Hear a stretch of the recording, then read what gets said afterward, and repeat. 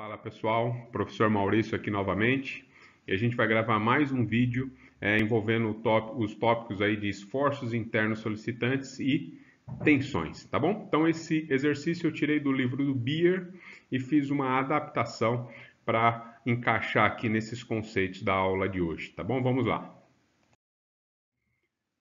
Então o exercício é esse daqui, ó, né? O exemplo 8.01 do livro do Beer, que ele fala que tem duas forças aplicadas aqui nesse ponto A, tá? Essa barra que está aqui é uma barra rígida, ou seja, uma barra que não deforma, tá bom? Essa barra está soldada, né, nesse eixo que está aqui, né, eixo cilíndrico que está aí, que vai do ponto B até o ponto D, sendo que o ponto D é o ponto de engastamento aí desse eixo, tá bom? O exercício dá pra gente aqui o ponto H, esse ponto aqui em cima, né, ou seja, no topo vertical desse cilindro aí, esse é o ponto H, ponto de referência, e a gente vai determinar nesse ponto os esforços internos solicitantes, que na verdade serve para toda a seção transversal, já até deixei a seção aqui, tá? E as tensões, que aí são exclusivas do ponto H, tá? Então, esse é o nosso exercício de hoje. Só não comentei, o diâmetro é maciço e vale 40 milímetros. Então, vamos aqui ao nosso passo a passo, né? Assim como a gente fez no exercício anterior, tá bom? Vamos lá. Qual que é o primeiro passo quando a gente pega um exercício desse aqui, né? O primeiro passo é saber o que a gente vai calcular inicialmente, né? Inicialmente, a gente vai calcular os esforços internos solicitantes, que são força normal, cortante, torque e fletor, tá? Esse é o início do exercício. Então, a gente vai avaliar aquelas forças P1 e P2 aplicadas no ponto A, e aí vai entender quais são esses esforços internos solicitantes. Para começar a calcular, é importante a gente definir onde está o eixo da peça. Né? Então, nesse caso, o eixo que vai representar o eixo da peça é o eixo X. Por quê? Porque o ponto está aqui, né?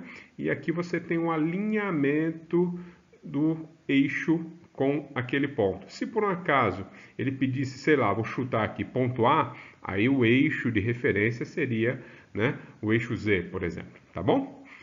Mas hoje aqui é o ponto H, então o eixo da peça, eixo X.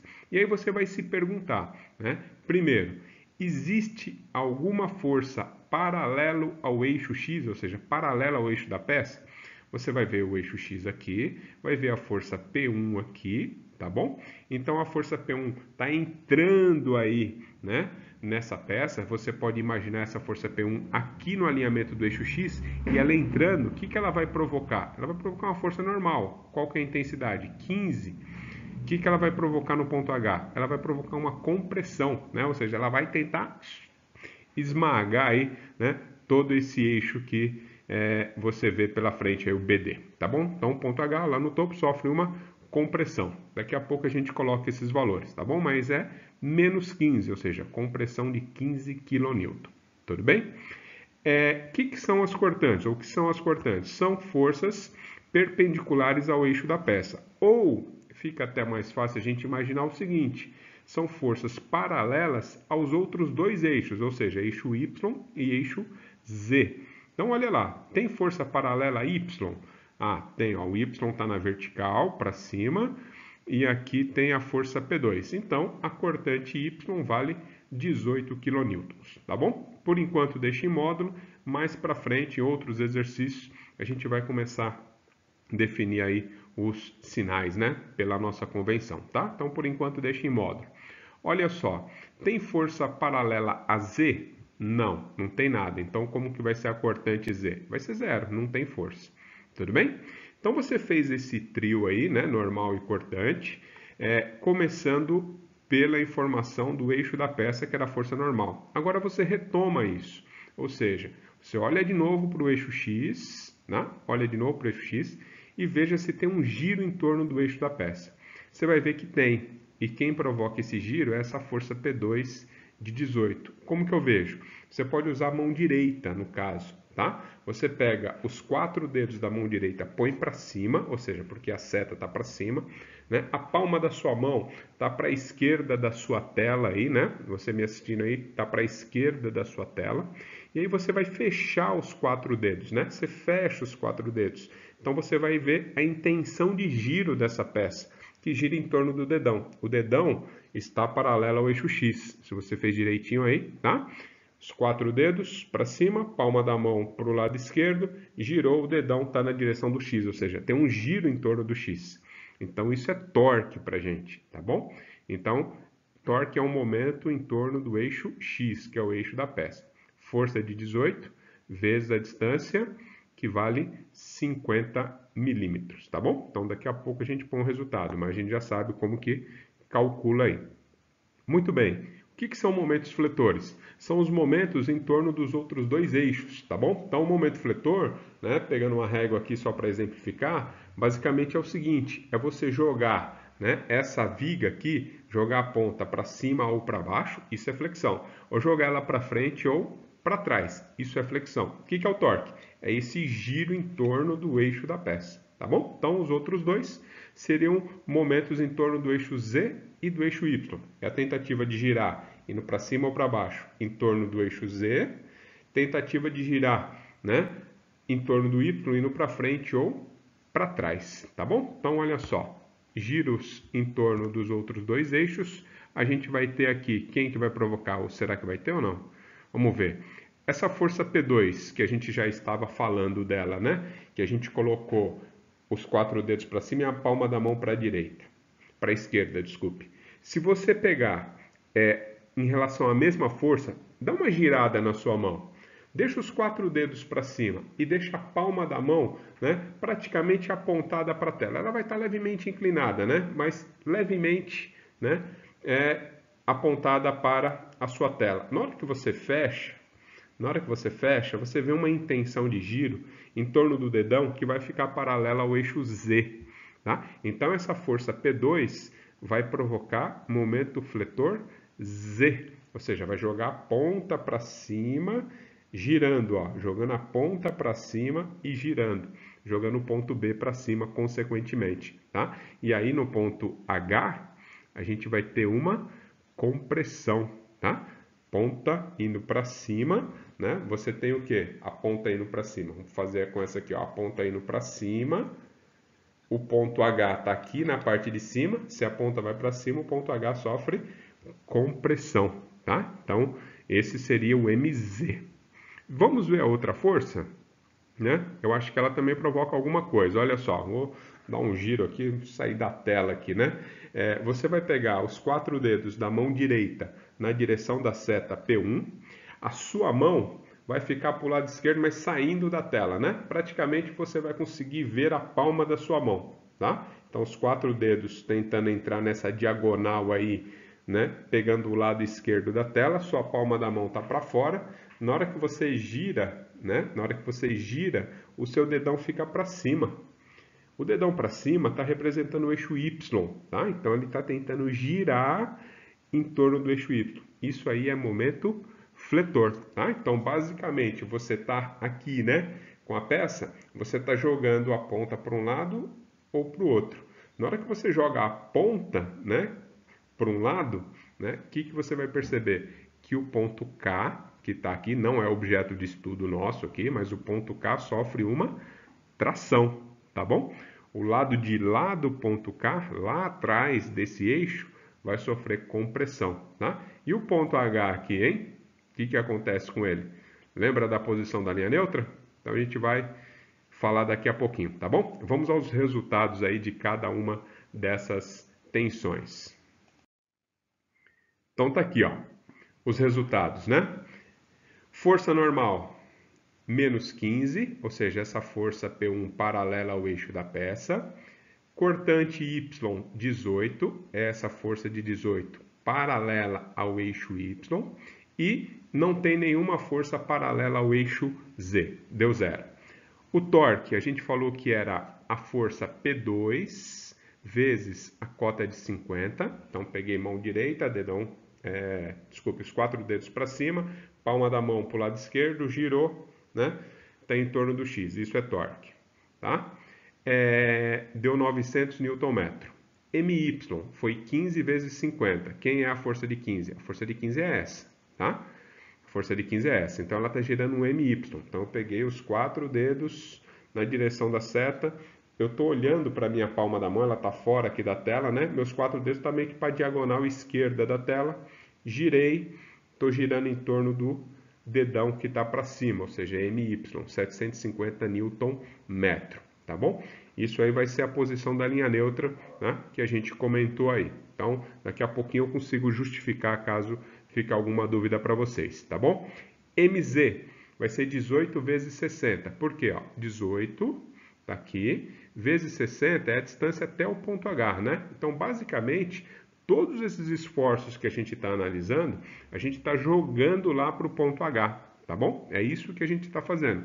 Quando é normal e cortante, não depende de distância nenhuma, tá? Não depende de distância. Então, é só você achar o valor, tá feito, serve para o comprimento todo desse eixo. Quando é torque, o torque também, né? Ele aparece e ele é constante, desde o ponto de início até o final, já que não apareceu nenhum outro torque no meio do caminho, tá bom? Só que o momento fletor depende da força que gira, né? Aí você vai ter que dar uma pensada no que acontece, né? Por exemplo, a força P1 de 15, que jogou ele para a lateral toda fica flexionada, né? Com um valor constante, ou seja, esse valor, né? Você imaginar esse valor vindo para cá e trazendo o momento que joga a ponta lá para o outro lado. Esse valor vai constante até o ponto H. Então a gente não se preocupou com ele, tá? Não precisou daquela distância lá de 60. Agora, se você pensar nessa força que joga a ponta para cima, né, ela está gerando momento, né, no ponto H. E esse momento vai depender dessa distância de 60 milímetros, tá bom? Então fiquem bastante atentos, né?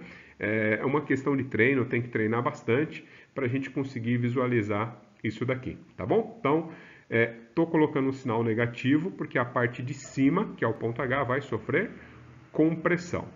Maravilha. Próximo passo depois disso aqui, né? Próximo passo é calcular tensões, tá? Então, a gente definido aqui os esforços internos, a gente pode calcular tensões, mas tem uma etapa antes. Qual que é essa etapa anterior? Essa etapa é características geométricas, né? Então, a gente vai ter que fazer um cálculo de características geométricas, tá bom?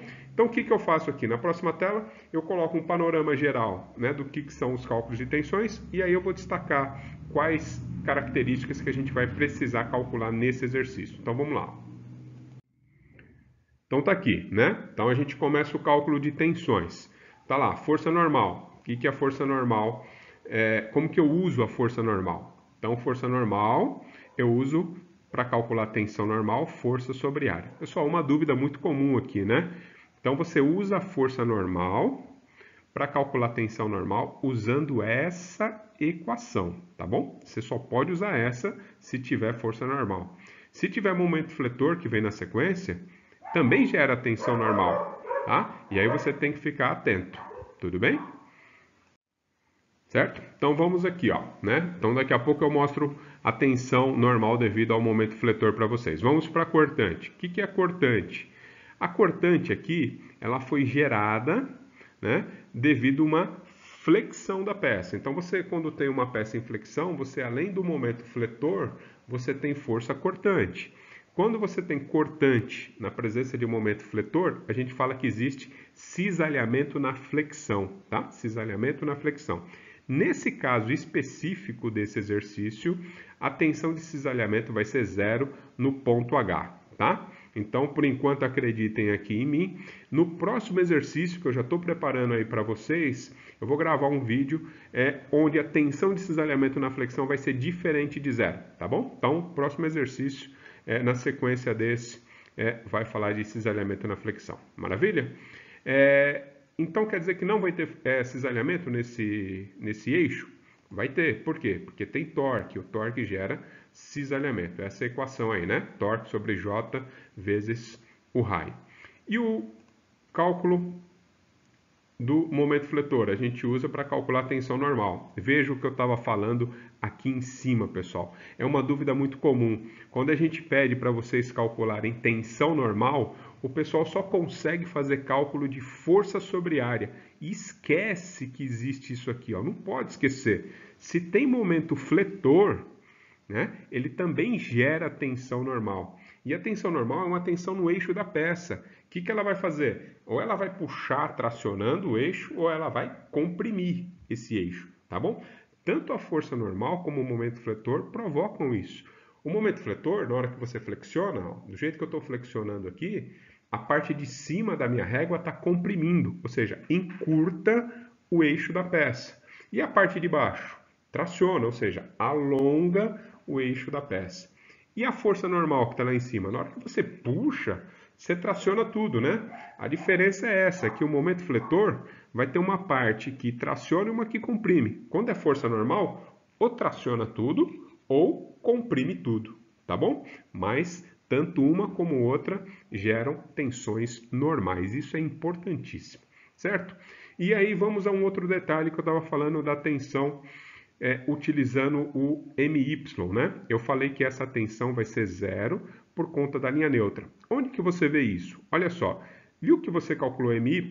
Então a equação que você usa é MY dividido pelo momento de inércia Y. Então esse Y com Y tem que acontecer, tá certo? Então seu eixo de referência é o Y. Então tanto o momento fletor quanto o momento de inércia em relação ao eixo de referência.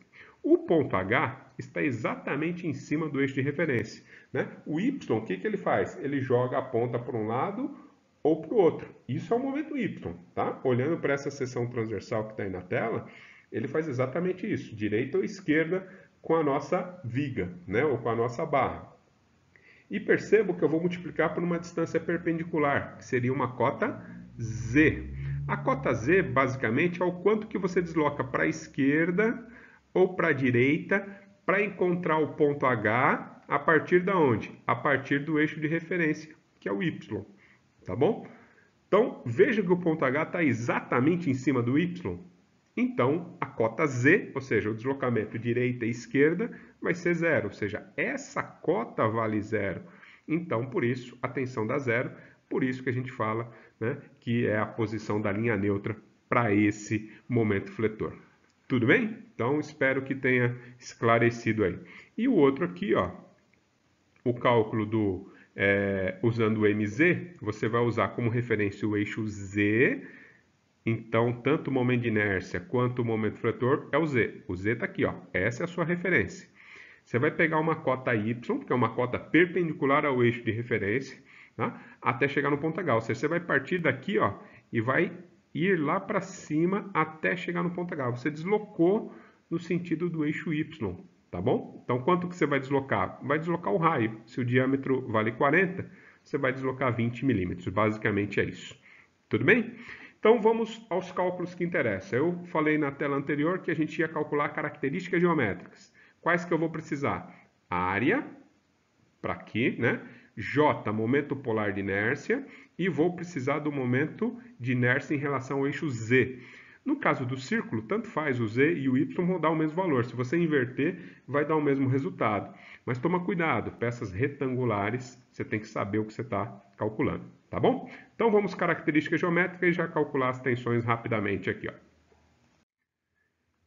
Características geométricas. Então, eu vou começar aqui pela área. A área da seção transversal, πd quadrado sobre 4, seção maciça, diâmetro é 40, tá bom? Então, 1.256 milímetros quadrados.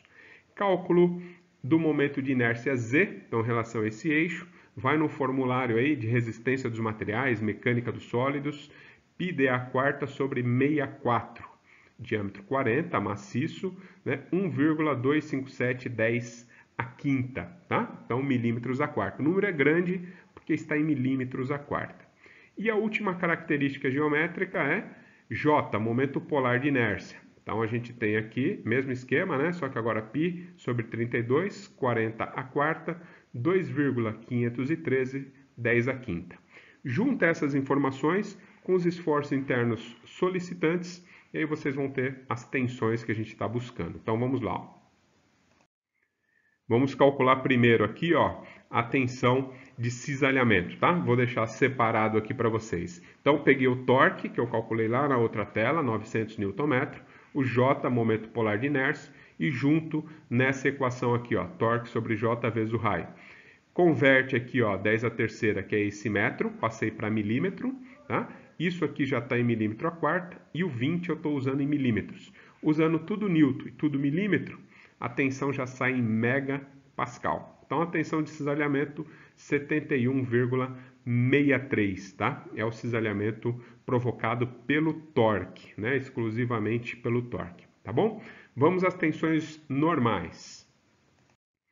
Para a tensão normal, eu tenho duas etapas aqui, ó. A primeira, vou usar a força normal e a área e vou dividir uma pela outra, né? Então, normal dividido pela área deu, né, menos 15.000 aqui, que eu passei para Newton, dividido por 1.256 deu menos 11,94. Por que menos? Porque é compressão, é só para a gente não esquecer que está acontecendo uma compressão, tá bom?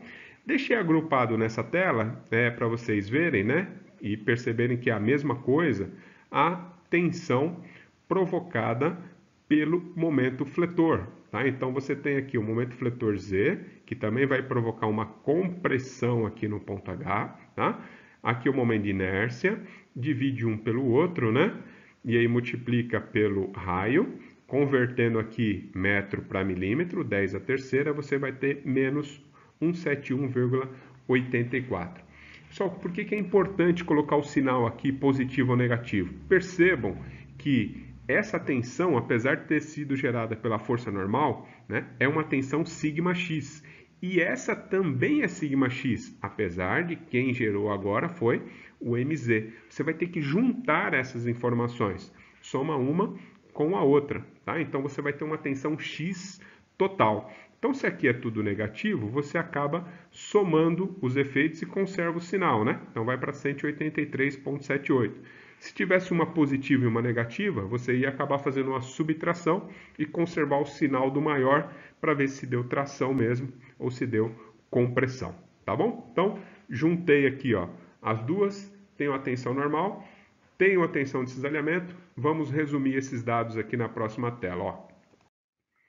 Então tá aqui, tá? Tensão X menos 183,78 e a tensão, né, no plano XZ, ou seja, se você olhar, né, aí de cima para enxergar o ponto H, você vai ver um plano ZX. Eu coloquei menos 7163, mas eu não tinha colocado menos lá atrás, né? Por que eu coloquei menos aqui? É só uma convenção, tá? Da onde saiu essa convenção? Só para vocês entenderem, olha só.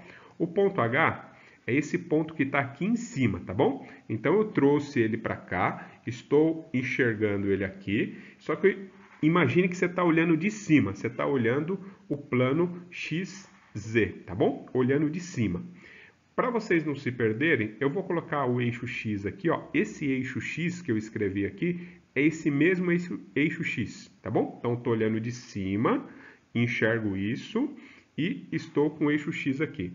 E aí, só para vocês entenderem essa tensão de cisalhamento. Quem que provocou o cisalhamento? Foi o torque. O torque foi provocado pela força P2. Né? Se você pegar aí a mão direita, dedão, os 4 dedos para cima, desculpe, gira em torno do dedão em torno do eixo X. Você percebe que está girando anti-horário? Tá bom? Faz aí com a mão direita. Você vai perceber que está girando anti-horário em relação ao eixo X. Anti-horário, tá certo? Vai passar uma seta, né? Vai passar uma seta aqui, ó.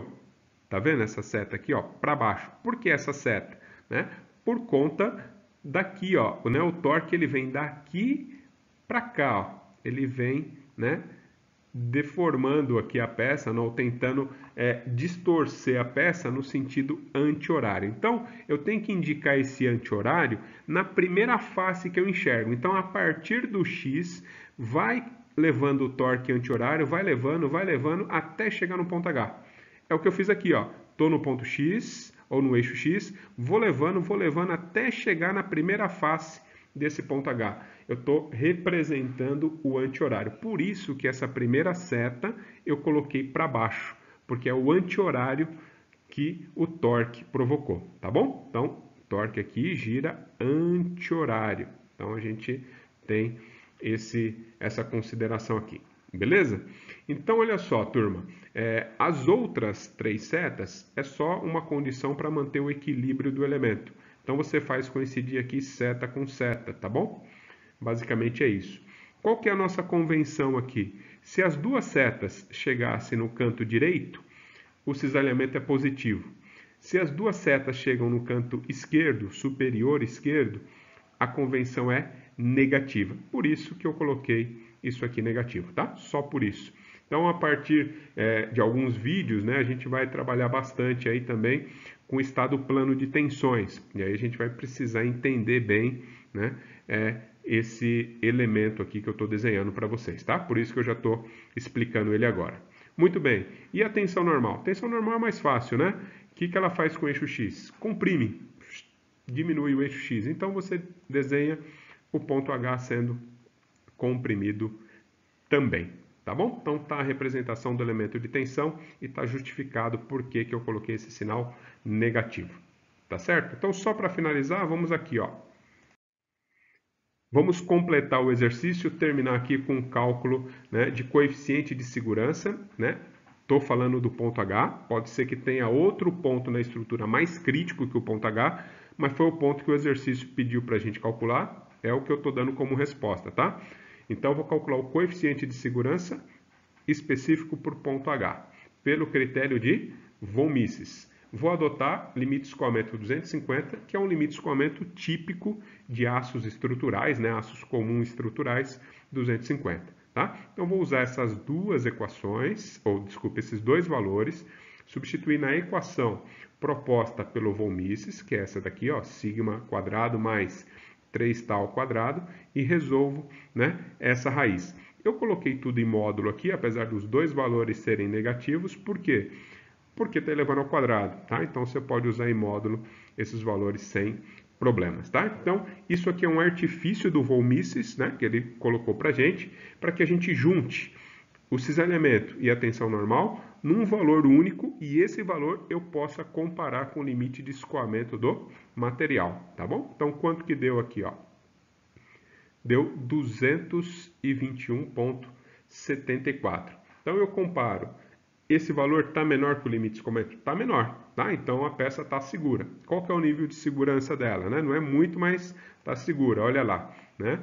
Você pega o limite de escoamento, divide pela tensão equivalente, isso aqui vai dar 1,13, ou seja, está quase empatando, está quase 1 para 1. Você está no limite ali. Um pouquinho mais, você cai no regime plástico, né? E não é interessante para as estruturas, tá bom? Então, talvez os carregamentos, né, inseridos aí nessa estrutura estejam um pouquinho alto, né? Está muito perto do limite de escoamento, caso o material da estrutura seja esse, né? Se você pegar um aço de 500 megapascal, aí tá sossegado, tá bom? Então, vejam como é interessante você mesclar os conhecimentos de propriedades mecânicas, né, nas disciplinas de materiais, com agora o conhecimento de MEC-SOL para ver se a peça está segura ou não. Tá bom, pessoal? Então, ficando por aqui. Até o próximo vídeo aí. Até mais.